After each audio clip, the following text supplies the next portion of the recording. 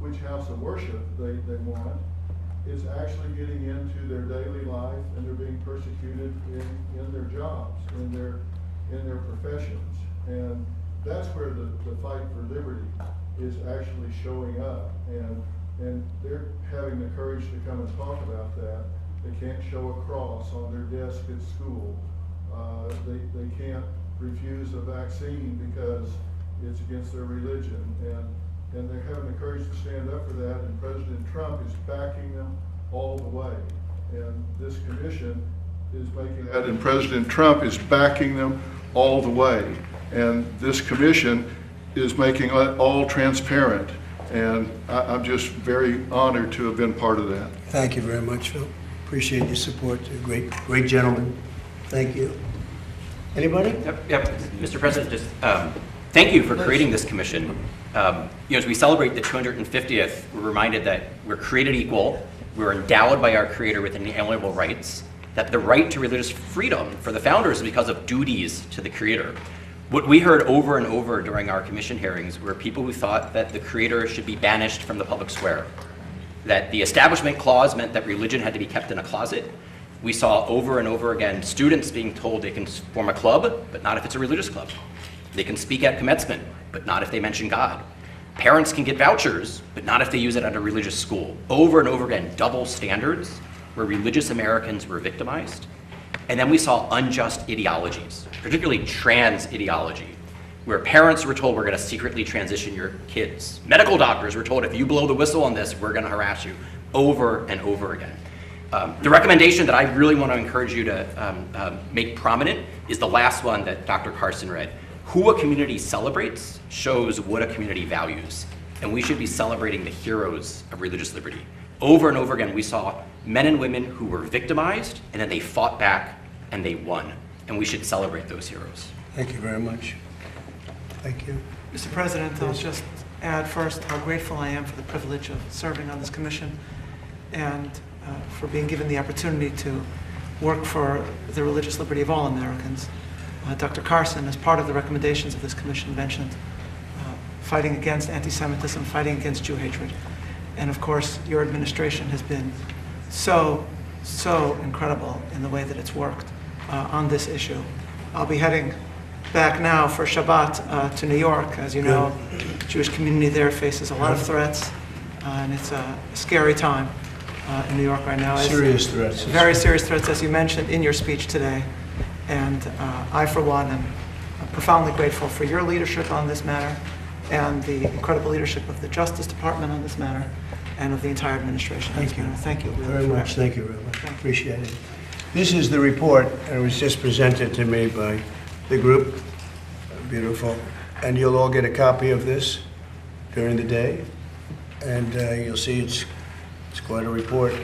A lot of very important things in this report having to do with religion and actually some other topics also. But Is there anyone? it's very important. Paula, did you want to speak, or Bishop Barron? I want to say thank you, President Trump. You are the greatest champion of faith, and these were not just superficial woundings that we heard against people of faith.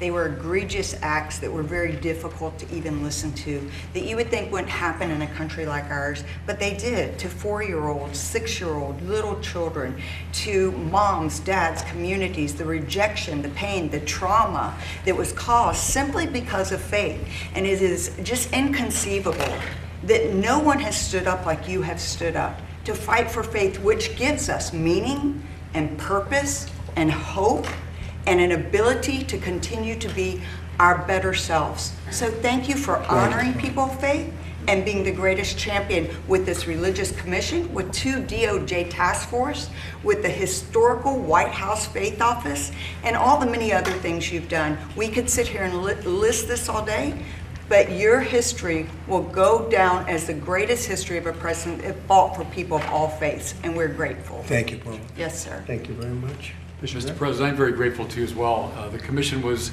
a wonderful year. I enjoyed the meetings very much, and the witnesses were very impressive, people that we heard. I'm struck as I stand in this historic place looking over the portrait of James Madison. We spent a lot of time talking about the First Amendment. No one in this commission wants an established religion, but we all want the free exercise of religion. We sense that being limited in different ways. I think we also sense that behind a lot of the particular offenses, there was this great battle, you might say, with what I call the culture of self-invention, that my freedom determines value. I invent who I am. I determine what's good. And the avatars of that culture realize that the religious people stand to thwart that view. We think there are objective goods, moral goods, spiritual goods that we ought to align our freedom with. And I think that came through a lot in the witness testimony. But it was a wonderful experience, and I think this commission accomplished a lot. So God bless you for drawing it into existence. Thank you very much.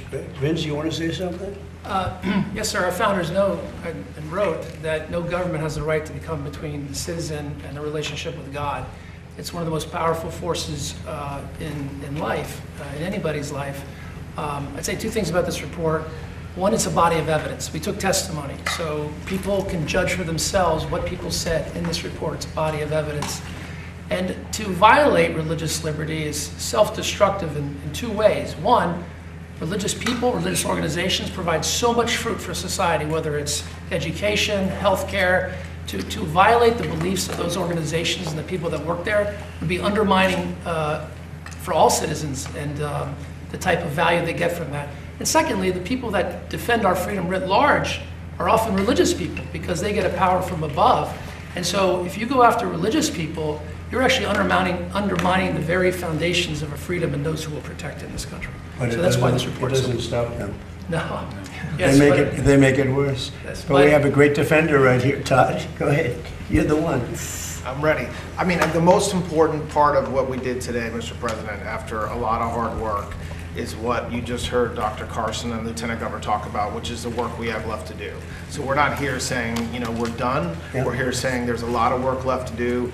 I'm excited to do my part of the Department of Justice. I know that the White House, we're going to do our part together. And so everybody all the work that was done over the past 8 months sets us up for the next several years to make sure that we don't drop this and that this stays as important as it should be. So thank you, Mr. President. Thank you, John. Great job. Mr. President, can I just say one last thing? Yes, please.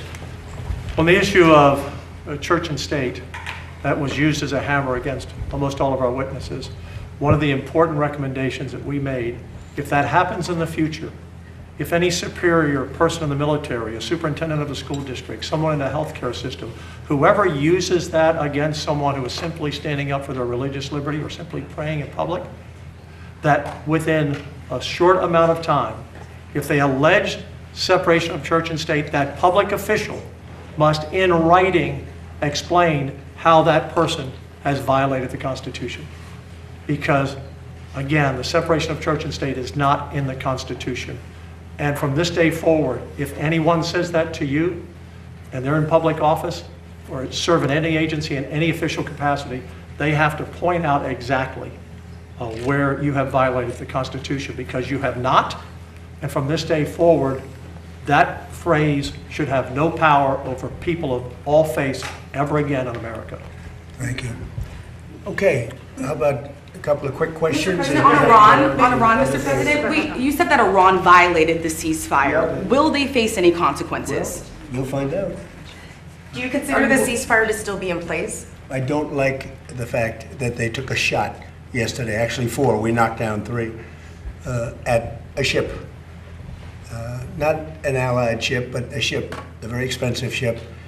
And it was fine, but it took a little beating. They shouldn't be doing that, so you'll find out. Will the U.S. You'll find out. Will the U.S. respond? What is your message to Iran? Respond, you're going to find out. Sir, why do you think they did that if the talks, you've said repeatedly they're going well? What do you think the motivation is for Iran in attacking a ship? They're a little bit different.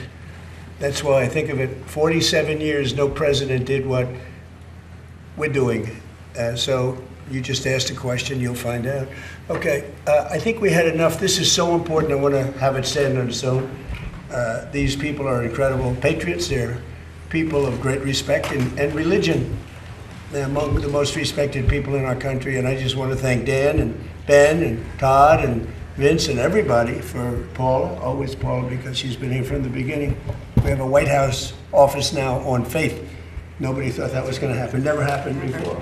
How will the findings of this commission change how the government operates going forward? Well, we're going to sell it. We're going to sell some of the things that we have. We have some incredible recommendations, but a recommendation doesn't mean anything. This group can sell And that's what we're going to be doing. We're going to bring religion back even stronger. You know, religion's it's been a tremendous resurgence in our country. I have not seen anything like it. I hate to joke, but if this were a stock, it'd be very rich because it has gone up like a rocket ship over the last year and a half. And I'm very honored to be sitting here. Maybe I had something to do with it. But they've made some very strong recommendations, and now we have to convince people to adhere by those regulations.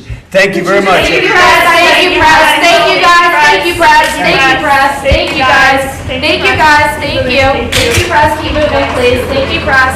Thank you, guys. Keep moving, please. Thank you. Thank you, guys. Please move. Thank you. Thank you, guys.